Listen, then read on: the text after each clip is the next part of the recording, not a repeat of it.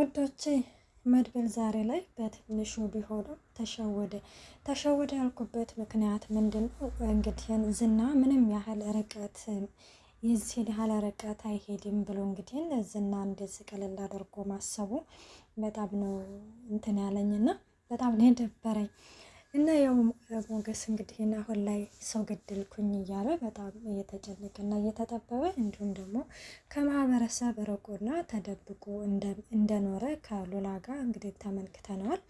እና በጣም ምን እንጃ የዝና እንግዲህ እንቅፋትነት በዚህ ልክ ይሆናል ብዬ እኔ አስቤም ገምቼም አላውቅም።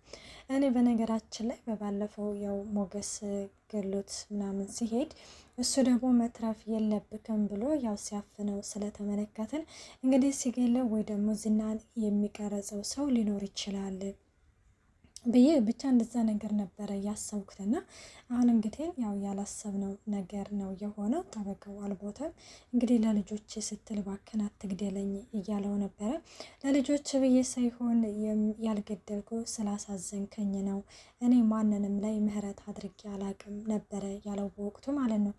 እንግዲህ ጠበቃውን ዝና ያው ወይ ከቤተሰቦቹ አላደረገው ወይ ከስራው አላደረገው ማለት ከሁሉም ውጭ ነው እንግዲህ ያደረገውና ያገለለው። በጣም ነው የሚያሳዝነውም የሚያሳፍረውም። የልጆች እናት የልጆች አባት እያለች ስታል ያለቀሰችው እንባ ያነባችው እንባ አሁን ድረስ አይኔ ላይ ያለ በማለትም እንግዲህን በጣም እሱን በማዘንና በመተከዝ ለዝና ሲነግረው ነበረ። እሱም እንግዲህ ይህንን እንኳን ሲነግረው ትንሽ እንኳን ርህራሄ እንኳን አላሳየውም።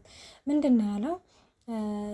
አሁን ወደዚህ ማለቱ ምንም አስፈላጊ ነገር አይደለም፣ አንተ ሞትን ቢ ነበር እያለው ማለት ነው። እና አሁን ምን እንዳደርግ ነው የፈለከው ሲለውም አሁን ለጊዜው ከዚህ ሀገር ራቅ ብለክ ትሄዳለክ፣ ይኸውልህ አንድ ነገር አደርጋለሁ ብትል እኔው ራሴ መጥቼ ነው የምገልክ ብሎታል። እንግዲህ እሱም እሺ ብሎ ይህንን ነገር ያው ትቶ ለመሄድና ርቆ ለመሄድ እንግዲህ እንትን ይላል። አሁን ላይ ዝናን ለመጣል እንግዲህ ምንድን ነው የሚያስፈልገው? ጠበቃው አንድና አንድ ጠበቃው ብቻና ብቻ ናቸው እንግዲህ የሚያስፈልጉት። እሱም ያው ከጊዜ በኋላ አሁን ለጊዜው ዞር ቢልም ከጊዜ በኋላ ነገሮችን እጋፈጣለሁ ብሎ ያው የህግ ሰውም ስለሆነ እንግዲህ ማለት ተጸጽቶና እንትን ብሎ እንደሚመለስ ተስፋ እናደርጋለን። ሰላም ጤና ይስጥልኝ ውድና የተከበራችሁ የቻናሌ ቤተሰብ እንደናችሁ ደህና ናችሁ? እኔ ያለው እግዚአብሔር ይመስገን። ለዚህ ቻናል አዲስ የሆናችሁ ሰብስክራይብ በማድረግ ቤተሰብ ይሁኑ። እንዲሁም ነባሪ ስለምታበረታቱኝ እጅግ አድርጌ አመሰግናለሁ። ተወዳጅና ልብ አንጠልጣይ የሆነውን ምሳሌ ድራማ ይዘንላችሁ ቀርበናል። መድብል በባለፈው ክፍል እንደተመለከታችሁት የጠበቃውን ቤት አፈላልጎ ሄዶ እንግዲህ ሲመለከት ድንኳን ተጥሎና እንግዲህ ሲለቀስ ተመልክቶ እውነት ነው ነገር ሰውየው ሞቷል በማለትም አጣርቶ መጥቷል ማለት ነው። እናም ያው አጣርቶ መጥቶ እነ ሞገስ እንግዲህ ያው አይሞትም ተስፋ ይኖረናል የሚለውን ነበረ ያሰቡት ማለት ነው። እና በጣም በጉጉት ነበረ በተለይ ሞገስ ተስፋ ይኖረዋል ብሎ በጣም በጉጉት ነበረ እየጠበቀ ያለው። ግን ደግሞ ያው ሞገስ እንግዲህ አሁን ላይ መድብል ያው ቤቱን አዘጋጅቶላቸዋል፣ የተወሰነ ብር ሰጥቷቸው ያው የሆነ መጠለያ ነገር እንደዛ ነገር ያው ተቀምጠው ነው ያሉት። እናም ሞገስ ለምንድን ነው መድብል የማይደውለው ምናምን እያለችው ነበረ። ደግሞ ሉላ ደግሞ በጎን ሁለተኛ ጭንቀት። በእርግጥ እኔ በሷም አይፈረድም እና ምክንያቱም አሁን እኔ ሞገስ አንተ እስር ቤት ገብተህ እኔ በህይወት አልኖርም ደስተኛ አልሆንም እያለችው ነው። እናም እንግዲህ እንደዛ ስትለው መድብል ይደውልላቸዋል ማለት ነው። ሲደውልም እንግዲህ ሰላምታ ይለዋወጡና ያው ተስፋ እንደሌለውና ያው አፈላልጌ እንደሄድኩኝና እንዲሁም ያው ድንኳን ተጥሎ እየተለቀሰ ነው። ስለዚህ ካሁን አንተ ለጊዜው እናንተ እንድትራቅ ብላችሁ መቀመጣችሁና እንዲሁም ደግሞ ስልክህን ማጥፋት አለብክ ብሎ ስልኩንም አስተፍቶታል። እንዲሁም ደግሞ ያው ወደ ከማህበረሰቡ ገለል ብለው እንደኖሩ ያው ተመልክተናል ማለት ነው። እና ሉላን በፍጹም አሳልፈ መስጠት በፍጹም አሳልፈ አትሰጣትም፣ መክፈል ያለብንን ዋጋ እንከፍላለን እያለው ነበረ። እና ለአንተ ለምንድን ነው ቪዲዮን የላከልክ ሲለውም እንግዲህ ትትናን ፈልጌ እንዳመጣለት ነው። ቆይ ግን ባገኛትስ ለዚህ አውሬ አሳልፌ ልሰጣት ነው እያለ ነበረ። እና በፍጹም ደግሞ ትትና መልሳ ዝና እጅ መግባት የለባትም ብዬ ነው የማስበው። እናም እንደዛ ሲልም ሞገስም በእኔ ምክንያት ነው ይሄ ሁሉ ነገር የተፈጠረው እና አመሰግናለሁ እያለ ነበረ። መድብልም በወንድማማቾች መካከል ምስጋና የለም፣ ስለምንድን ማስቸገር እና ስለምንድን ምስጋና ነው? የመጣብንን ነገር በአንድ በጋራ ሆነን እንጋፈጠዋለን፣ አብስር እያለው ነው እንግዲህ። እሱም እሺ ይባባላሉ። እና በነገራችን ላይ ደግሞ ብሩክ እንግዲህ ለወንድሙ በጣም ሰግቷል። ምክንያቱም የካሌብ ሰዎች መድብልን እየተከታተሉ ነው። አንደኛ እንግዲህ ትትናን ያስመለጠው እሱ ስለሆነ ብሩክንም ካሁን በፊት ስንትና ስንት ሚሊዮን እንግዲህ ምሳሌን ለማሳከብ ይዞ ሲሄድ እንግዲህ ያው የሆነ አደንዛዥ እጽ ወደ ውጭ ሀገር ይሄዳል ብሎ ቆሻሻ ውስጥ ጥሎባቸው ያው እሱንም እንግዲህ አግተውት ነበረ። ያው ሁላችንም ወደ ኋላ መለስ ብለን ስንመለከት ያንንም መድብል ነው እና ያስመለጠው። አሁን ካሌብ ሞሲሳን እንግዲህ ግን ብዙ ችግር ውስጥ እየከተተው ስለሆነ አሁን ደግሞ በጣም ትልቅ ባለ ሀብት እንግዲህ የኩላሊት ነቅሎ ትክያ ከትህትና ሊደረግለት ሲል ሊደረግለት ለትንሽ ደቂቃዎች ሲቀሩት እንግዲህ ትትናን ያስመለጠው መድብል ስለሆነ ብዙ ኪሳራ ውስጥ እየከተተው ስለሆነ አሁን እየተከታተሉት ያሉት ያው ሲወጣ ሲገባ የት እንደሚውል ምናምን በጣም እየተከታተሉት ስለሆነ አሁን ለመድብል እንግዲህ ብሩክ እንግዲህ ለመድብል ስጋቱ ሆኖታል። እና ወንድሜ እባክህን ተጠንቀቅ ምናምን ሲለውም ለእኔ ምንም ነገር አታስቡ፣ ለራሳችሁ ብቻ ተጠንቀቁ በማለትም ነበረ እየመለሰለት። ደግሞ ስለምንድን ነው የሞገስን ስልክ አጥፋ ብለክ ያስጠፋው?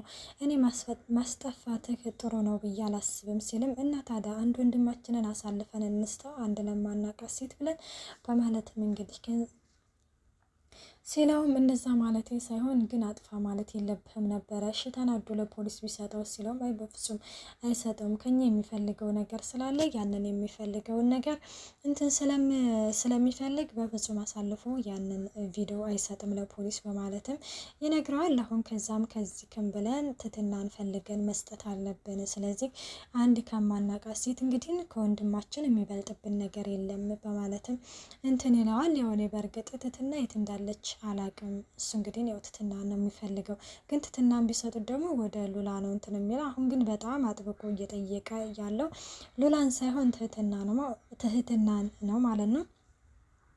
እናም እዛ እንግዲህ እያወሩ ይገኛሉ።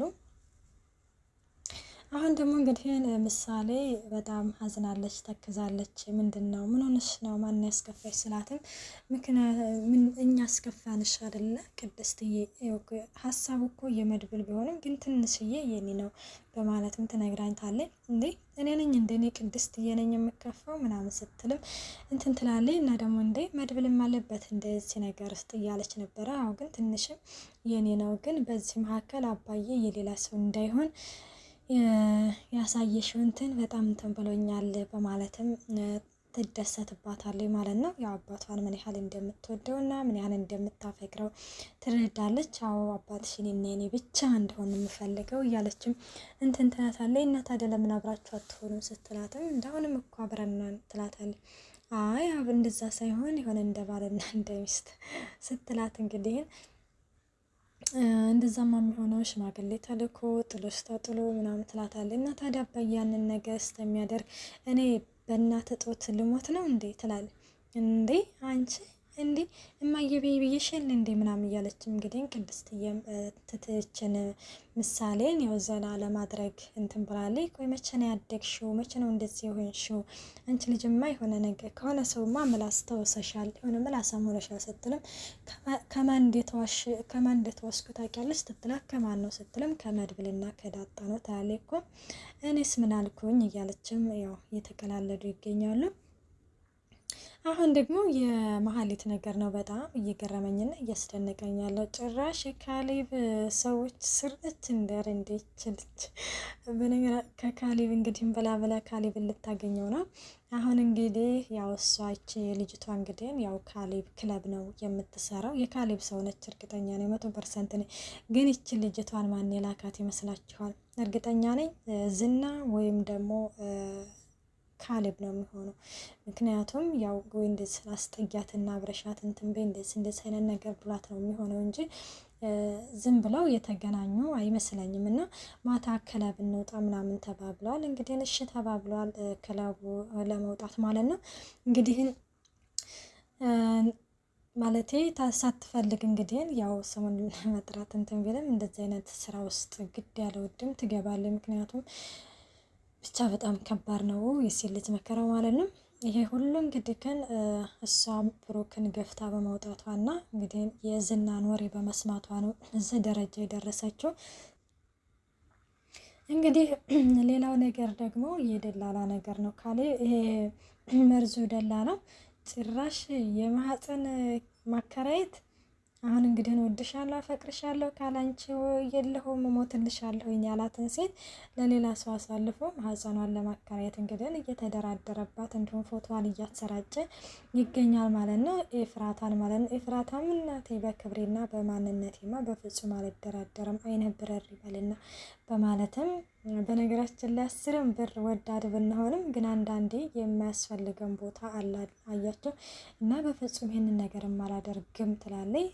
ለዳጣም ነግራት ነበር። እንዴት እንደዚህ ታደርጋለህ አንተ ምን አይነት ሰው ነህ እያለችም እንግዲህ ስትቆጣው ተመልክተናል። እንግዲህ እሱም ይሄንን ነገር ሀሳብ በፍጹም አልለቅም ብሏል ማለት ነው። እንግዲህ ደግሞ ምን ይፈጠራል ደግሞ የሚለውን ቀጣይ ፓርቲ ይዘንላችሁ እንቀርባለን። መልካም ቆይታ። ባይ ባይ።